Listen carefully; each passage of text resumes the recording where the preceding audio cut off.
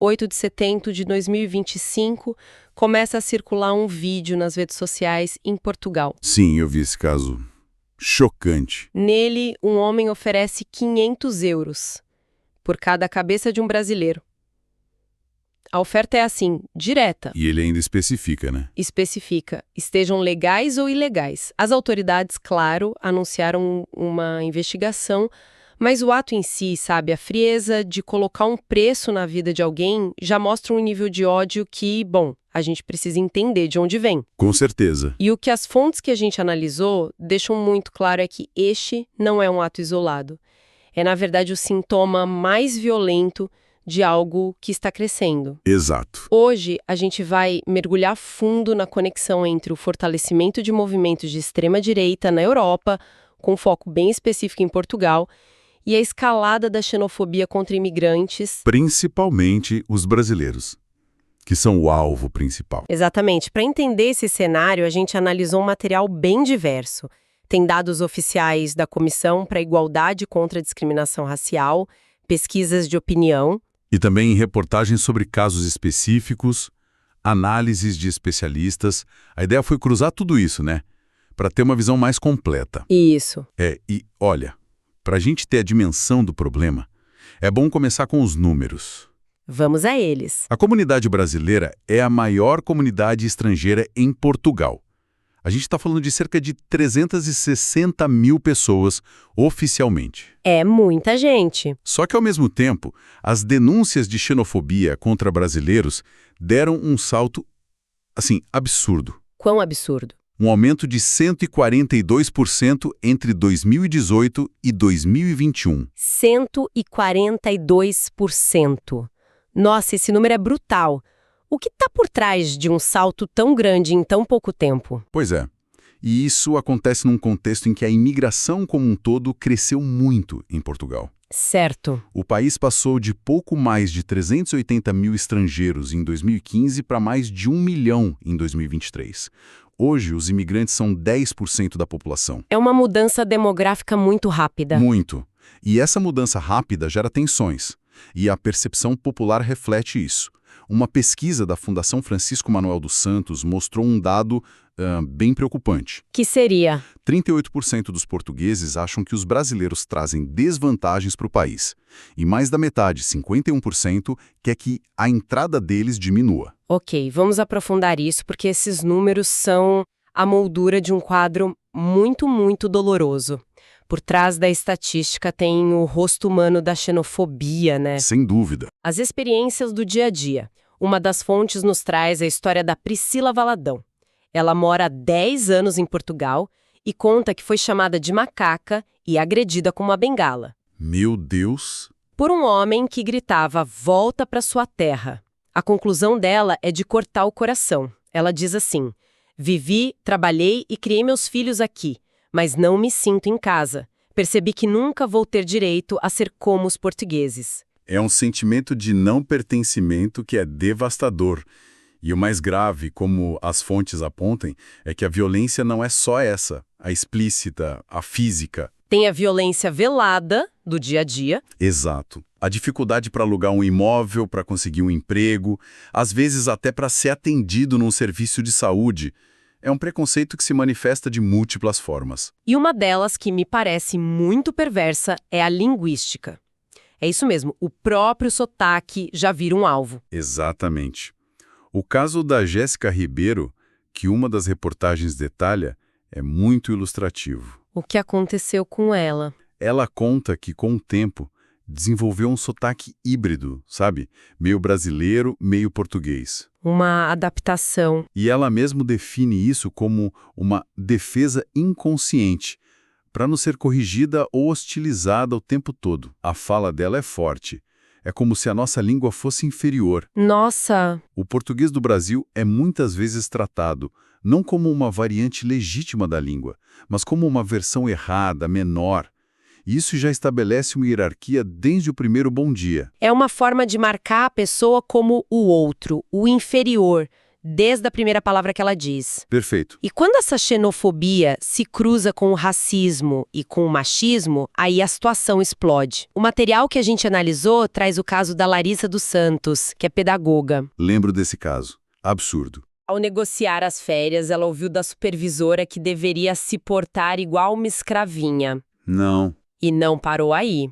A supervisora disse que, se pudesse, a amarraria num tronco para lhe dar chibatadas. É inacreditável. A gente está falando de 2025. É inacreditável ouvir um relato desses. Não, um absurdo completo. E isso não é só a maldade de uma pessoa, sabe?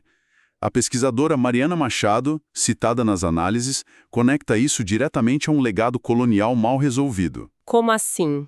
Ela fala do mito do lusotropicalismo, aquela ideia de que a colonização portuguesa foi mais branda, mais miscigenada, quase uma relação harmoniosa. Essa ideia funciona quase como uma cortina de fumaça, então? Para esconder uma realidade histórica bem mais brutal. Perfeitamente. É uma narrativa que romantiza o passado para invisibilizar a violência que o estruturou e essa violência se perpetua. Entendi. A presidente da Casa do Brasil em Lisboa, a Ana Paula Costa, resume bem. Pessoas negras em Portugal enfrentam uma dupla discriminação. A xenofobia e o racismo. Exato. Elas são alvo da xenofobia por serem brasileiras e do racismo por serem negras. Isso mantém uma hierarquia racial que, na verdade, nunca deixou de existir. Esses relatos são muito pesados e mostram como o preconceito está, assim, no cotidiano. Mas fico pensando, essa hostilidade toda não pode nascer do nada, né? As fontes que a gente analisou fazem uma conexão muito direta entre esse sentimento na rua e o discurso que vem de cima, da política. A conexão é direta e explícita. O crescimento eleitoral do partido Chega é o principal fator apontado. O partido de extrema-direita. Isso. Nas últimas eleições, o partido quadruplicou a sua bancada no parlamento. Hoje é a terceira maior força política de Portugal. E qual é a principal bandeira deles? Principal principal martelada incessantemente é a restrição da imigração. Mas por que essa retórica do bode expiatório está funcionando tão bem em Portugal agora? As fontes conectam isso com alguma crise específica, sei lá, econômica, imobiliária? É uma combinação de fatores. A pesquisadora Mariana Machado analisa que a extrema-direita portuguesa importou uma retórica que a gente já vê em outros lugares da Europa. A mesma fórmula. A mesma forma. Ela pega problemas reais como a crise na habitação, a pressão sobre os serviços públicos e cria uma narrativa simplista. A culpa é do imigrante. E aí associam os imigrantes a estereótipos. Exato. Criminalidade, de que vem roubar empregos, ou, no caso das mulheres brasileiras, a uma hipersexualização muito agressiva. Esse discurso encontra terreno fértil em momentos de incerteza. E quando esse discurso vem de uma figura de autoridade, de um líder de partido com representação parlamentar, ele ganha o selo de legitimidade, certo? Com certeza. Deixa de ser um preconceito sussurrado no bar e passa a ser um debate político válido. Exatamente. O efeito é de normalização do ódio. As fontes trazem um exemplo concreto e chocante. Qual? O líder do partido, André Ventura, sugeriu publicamente que a deputada Joacine Cátar Moreira fosse devolvida ao seu país de origem, a Guiné-Bissau. Devolvida. Uma parlamentar eleita. Sim, e há razão. Ela defendeu a devolução de patrimônio cultural às ex-colônias. Isso é gravíssimo. Quando uma autoridade sugere deportar uma cidadã portuguesa, uma parlamentar, a mensagem que se passa para a sociedade é que certas pessoas não pertencem de verdade. Não importa o que a lei diga. É como se a cidadania delas fosse condicional. Essa mensagem ecoa. Ela autoriza o cidadão comum a pensar e, pior, a agir da mesma forma. Se um líder político pode dizer isso impunemente, por que um cidadão não poderia gritar "volta para tua terra" na rua? Cria-se um ciclo. Ok, o discurso político inflama, as pessoas sofrem na pele, mas e quando elas buscam ajuda? O que acontece quando uma vítima de xenofobia vai à polícia? Aparentemente, quase nada. E isso é talvez o mais revoltante. Os dados sobre isso são, desoladores. Um levantamento da Casa do Brasil de Lisboa aponta que 76% dos brasileiros que são alvo de discurso de ódio em Portugal não apresentam queixa. 76% é um número de subnotificação gigantesco. E por que as pessoas não denunciam? Os motivos são vários. Medo de represálias, a sensação de impotência, a crença de que nada vai acontecer. Impunidade. Impunidade. e até os custos financeiros do processo. O exemplo de Carolina Vieira, que fundou uma plataforma de apoio a vítimas, é sintomático. O que houve com ela? Ela mesma fez 3 queixas formais e, segundo o relato dela, nunca foi chamado para depor em nenhuma delas. Nunca? Nunca. A mensagem que o sistema passa é: não vale a pena. E por que não vale a pena? É uma falha da polícia, do judiciário ou a própria lei é fraca? A análise dos especialistas apontam principalmente para a fragilidade da lei.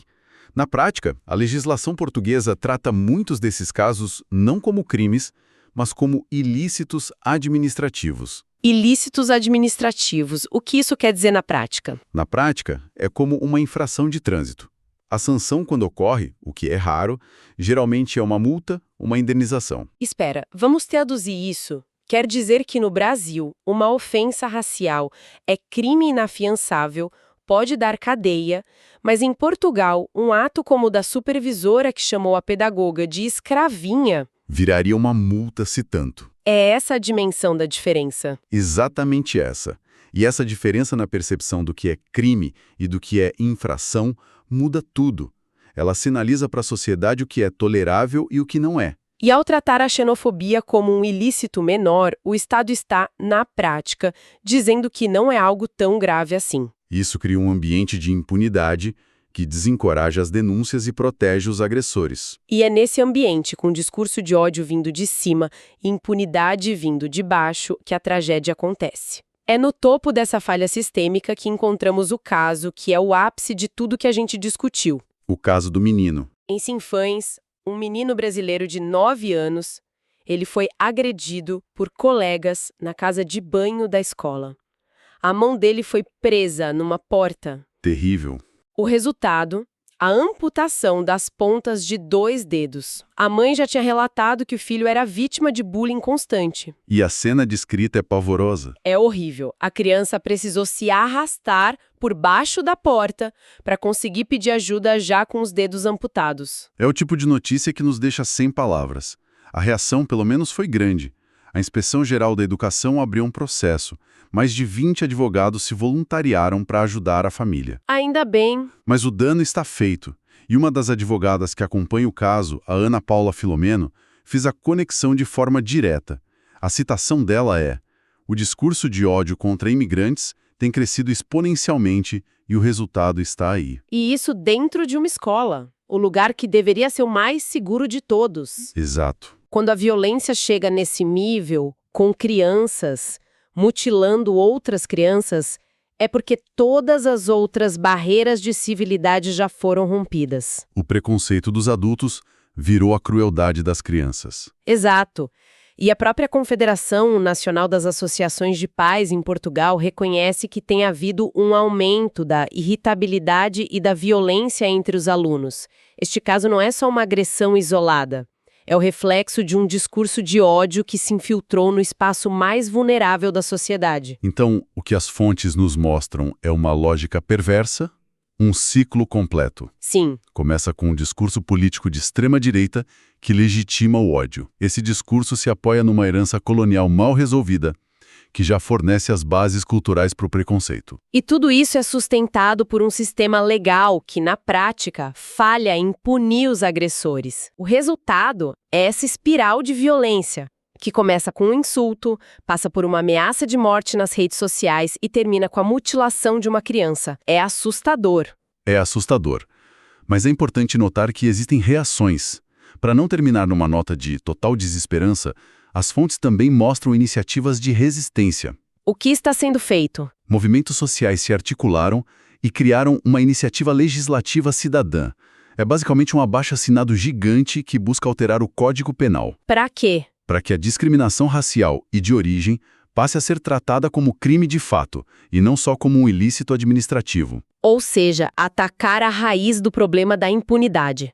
É um sinal de que a sociedade civil está reagindo. Sim. E não só ela.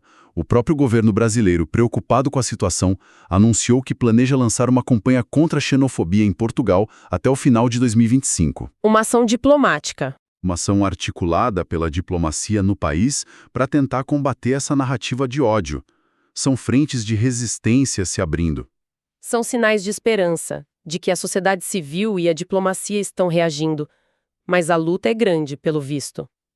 E no fim, tudo que a gente analisou nos deixa com uma reflexão inevitável. Pois não. Quando o discurso de figuras públicas normaliza a desumanização de um grupo, e quando as instituições que deveriam proteger falham em oferecer essa proteção, a violência não é um acidente, ela se torna uma consequência lógica.